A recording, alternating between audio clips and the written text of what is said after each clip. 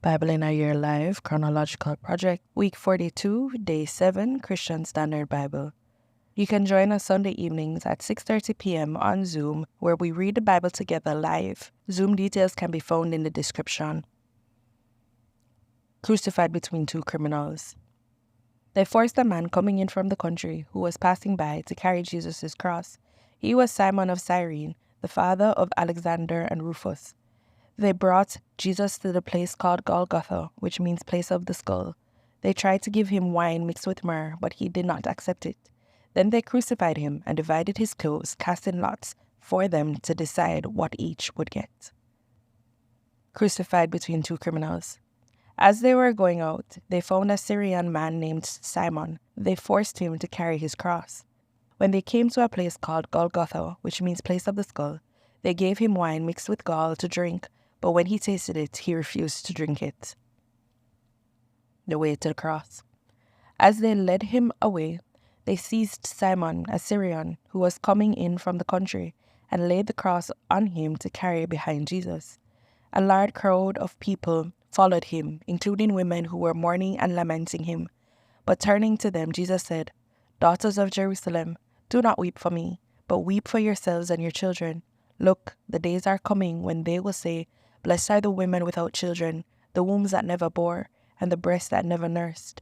Then they will begin to say to the mountains, 'Fall on us,' and to the hills, 'Cover us.' For if they do these things when the wood is green, what will happen when it is dry?" Carrying the cross by himself, he went out to what is called the place of skull, which in Aramaic is called Golgotha. Now, it was 9 a.m. when they crucified him. The inscription of the charge written against him was, "The King of the Jews." They crucified two criminals with him, one on his right and one on his left. Those who passed by were yelling insults at him, shaking their heads and saying, "Ha!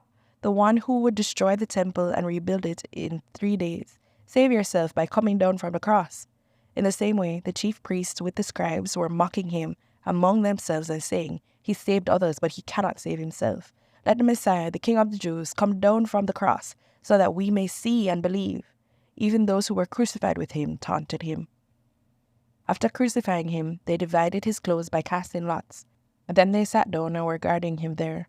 Above his head, they put up the charge against him in writing, "This is Jesus, the King of the Jews." Then two criminals were crucified with him, one on the right and one on the left. Those who passed by were yelling insults at him, shaking their heads and saying, "You who would destroy the temple and rebuild it in 3 days, save yourself. If you are the Son of God, come down from that cross." In the same way, the chief priests with the scribes and elders mocked him and said, "He saved others, but he cannot save himself. He is the King of the Jews. Let him come down now from the cross, and we will believe in him. He trusts in God. Let God rescue him now, if he takes pleasure in him. For he said, 'I am the Son of God.'" In the same way, even the criminals who were crucified with him taunted him.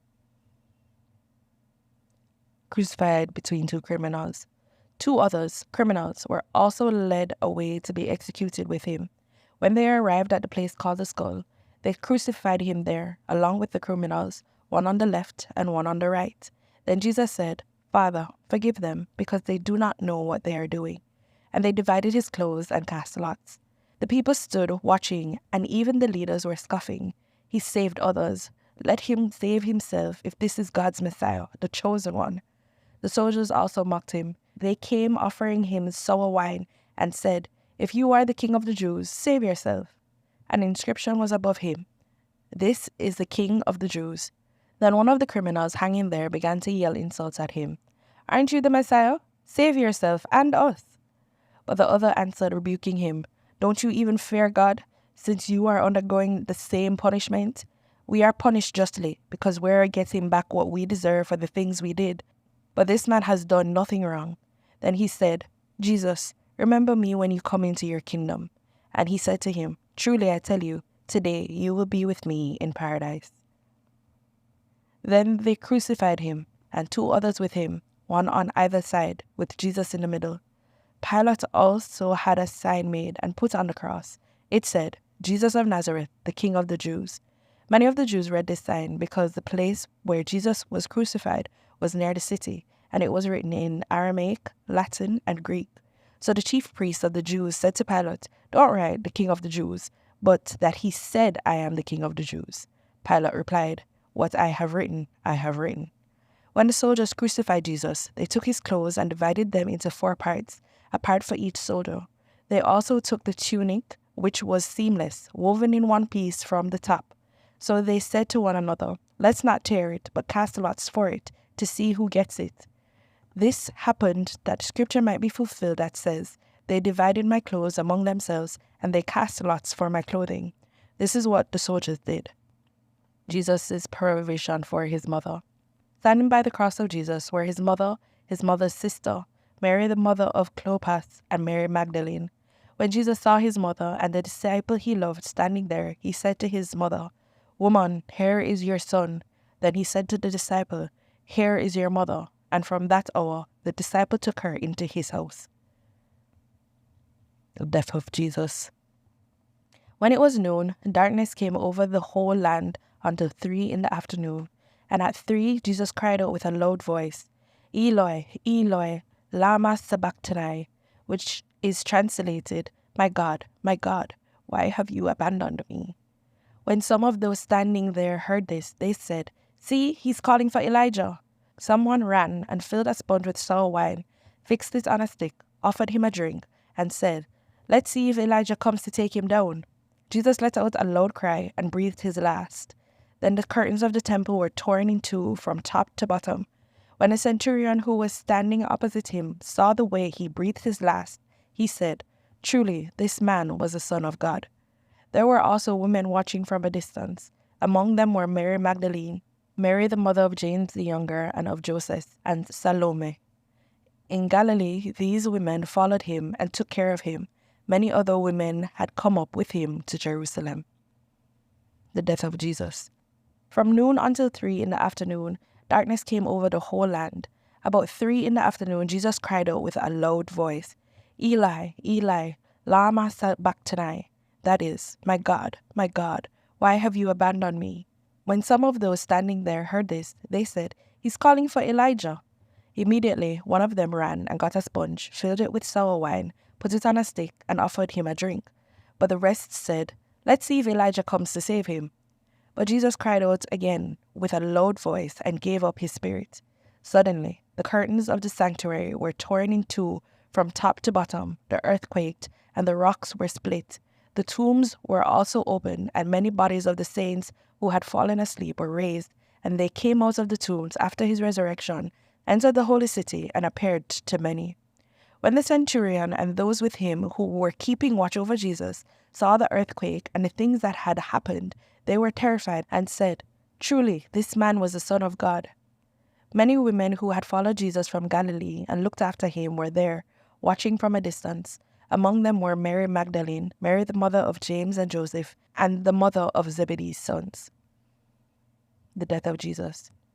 It was now about noon, and darkness came over the whole land until 3, because the sun's light failed. The curtain of the sanctuary was split down the middle, and Jesus called out with a loud voice, Father, into your hands I entrust my spirit." Saying this, he breathed his last. When the centurion saw what happened, he began to glorify God, saying, "This man truly was righteous." All the crowds that had gathered for this spectacle, when they saw what had taken place, went home striking their chests. But all who knew him, including the women who had followed him from Galilee, stood at a distance, watching these things. The finished work of Jesus. After this, when Jesus knew that everything was now finished, that the scripture might be fulfilled, he said, "I'm thirsty." A jar of sour wine was sitting there, so they mixed a sponge full of sour wine on a hyssop branch and held it up to his mouth. When Jesus had received the sour wine, he said, "It is finished." Then bowing his head, he gave up his spirit. Jesus' side pierced. Since it was the preparation day, the Jews did not want the bodies to remain on the cross on the Sabbath, for that Sabbath was special. They requested that Pilate have the men's legs broken and that their bodies be taken away. So the soldiers came and broke the legs of the first man and of the other who had been crucified with him. When they came to Jesus, they did not break his legs, since they saw that he was already dead. But one of the soldiers pierced his side with a spear, and at once blood and water came out. He who saw this has testified, so that you also may believe. His testimony is true, and he knows he is telling the truth. For these things happened so that scripture might be fulfilled. Not one of his bones will be broken. Also, another scripture says, they will look at the one they pierced.